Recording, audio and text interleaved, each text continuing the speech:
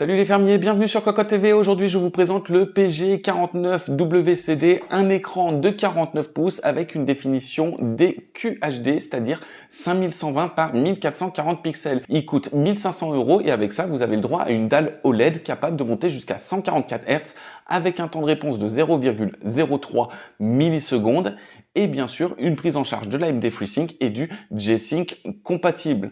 On est sur un affichage de 1,07 milliard de couleurs avec un taux de contraste de 1 500 000 pour 1.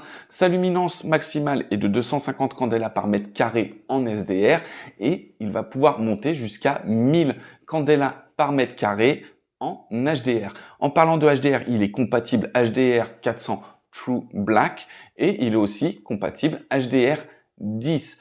Il intègre un calibrage d'usine par Asus avec une uniformité excellente et un delta E inférieur à 2.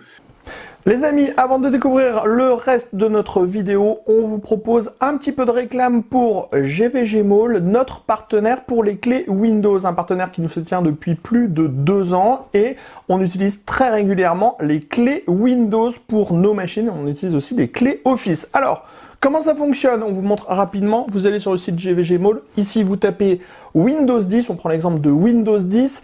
Ensuite, hop, petite vidéo ici qui va vous expliquer comment ça fonctionne. Vous allez faire acheter maintenant sur cette fenêtre où vous allez avoir la licence Windows 10. Vous n'oubliez pas de mettre le code promo CVIP qui vous permet d'avoir la ristourne de Cocoteland sur votre clé Windows. Ensuite, vous allez soumettre la commande. Vous allez arriver sur la page de paiement. Sur la page de paiement, vous pouvez le voir, vous avez tous les moyens de paiement qui sont disponibles, que ce soit par de la carte bleue, par PayPal, par tout ce que vous voulez. Vous allez faire payer maintenant. Ensuite, une fois que vous aurez payé votre licence, vous allez avoir à l'intérieur de votre panier votre clé Windows qui va apparaître. Et là, il suffit juste de copier votre clé Windows et de la mettre sur votre produit Windows 10 pour pouvoir tout simplement activer votre Windows et utiliser pleinement votre licence Windows 10. Donc, vous avez vu, 40 secondes à peu près et le tour est joué pour avoir une licence officielle pour votre PC. Sur le devant, on a une dalle brillante avec tous les reflets qui s'imposent, un cadre borderless sur 3 côtés, une large bande en dessous avec le logo ROG en chromé. Derrière, on a les boutons de navigation dans l'OSD. Donc, on a un joystick et on a 2 autres boutons qui vont être des raccourcis. Ça, j'y reviens dans l'OSD. En dessous, on a une base avec un trou pour le câble management et un trépied avec toujours le même design, un peu torsadé au niveau du pied. Un très joli trépied. Sur le derrière, on a un large panneau, donc extrêmement fin, 8 mm de large. Donc, sur ce panneau, on est uniquement sur du noir mat, aucun détail. Et on va avoir un débordement de 3 cm environ concentré sur le centre pour le reste du carénage et toute la technologie. À l'intérieur, on a toujours cette couleur noir mat avec un logo Republic of Gamer. De l'autre côté, diagonalement séparé, on a des petits carrés avec une partie en pixel art pour pouvoir faire l'œil de Republic of Gamer comme d'habitude. On a des mèches d'aération de chaque côté ici et sur le dessus aussi. Sur le dessus, on a marqué 206. J'ai déjà demandé pourquoi 206, je n'ai jamais eu la réponse, mais ça, c'est pas très important, c'est juste une question d'esthétique. On a un support sur le dessus, un support d'appareil photo ou de micro standard. On va pouvoir rajouter peut-être un petit pied Red Lab pour pouvoir mettre un micro ou une webcam et on a bien sûr une prise USB sur le dessus qui va être adaptée à mettre sur le haut de l'écran. La colonne est noir mat avec un détail en brillant avec marqué Swift dessus. On a quelques logos et en dessous, derrière, on a la connectique et les boutons de navigation dans l'OSD. La connectique se compose d'un HDMI, d'un DisplayPort, d'un USB en type C avec une charge jusqu'à 90 watts. De l'autre côté, on a 2 USB en type A et bien sûr l'entrée en type B. Et on a aussi une sortie optique. Donc on va pouvoir relier le PC à l'écran avec une sortie optique.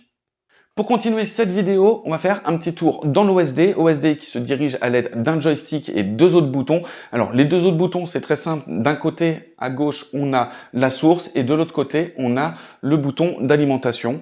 Ensuite, on va avoir des mouvements au niveau du joystick servant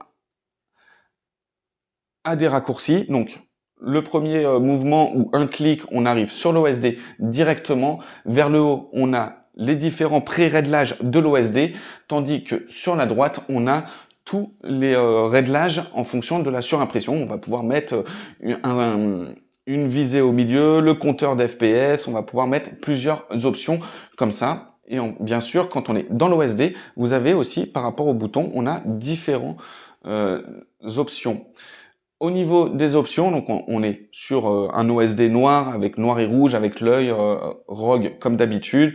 On a la référence, la fréquence, la définition. Bref, on a tout ce qu'il faut pour pouvoir jouer correctement. Bref, là, il est réglé en 3840 par 1080. Bon, je vais re-régler pour tester tout ça correctement. Là, on est juste sur une vidéo de présentation. Il n'y a pas de problème là-dessus. Alors, et au niveau des réglages, on a tous les réglages qu'il faut, que ce soit en image, en couleur, en source, en PIB, PBP, les effets du RGB. On va pouvoir régler les raccourcis. On va pouvoir aussi customiser sur 2 profils différents. On va pouvoir customiser les réglages et bien sûr, on a tous les réglages liés à l'OSD. Ça, je vous fais le descriptif complet sur cocottland.com sur le test écrit. Et voilà en ce qui concerne la présentation de ce PG49WCD, un écran à 1500 €, un écran OLED avec du 144 Hz et un temps de réponse de 0,03 millisecondes. Un écran qui est relativement bien fait pour jouer. Vous retrouverez le test écrit sur cocottland.com. En attendant, on vous laisse avec un petit benchmark de Cyberpunk, histoire de voir un petit peu comment il affiche toutes ses couleurs, etc. On se donne rendez-vous sur Cocottland pour le texte écrit et on se donne aussi rendez-vous pour une prochaine vidéo. À très vite.